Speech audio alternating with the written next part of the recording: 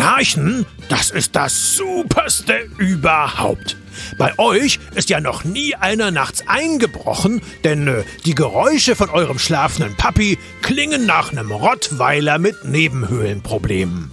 Und die Forscher vom Hessischen Erdbebendienst, die justieren mit Papis Geröchel immer ihre Seismographen. Sieht auch immer total niedlich aus, wenn Papis Speckbäckchen beim Ein- und Ausatmen flattern wie zwei ganz dicke Pupskissen. Trotzdem nicht nett von euch, ihn dabei heimlich zu filmen und die Clips auf TikTok zu posten. Natürlich gibt's haufenweise Tipps und Tricks gegen das Schnarchen. Zahnschienen, irgendwelche Kinnriemen oder sogar komische Gummihütchen, die ihr euch über die Zunge stülpen könnt. Und alle funktionieren, denn mit dem ganzen Gedöns im Gesicht könnt ihr garantiert keine einzige Minute schlafen.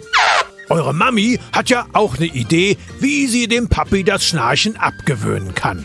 Irgendwas mit bloßen Händen, sagt sie, und dass sie ganz fest mit Freispruch rechnet.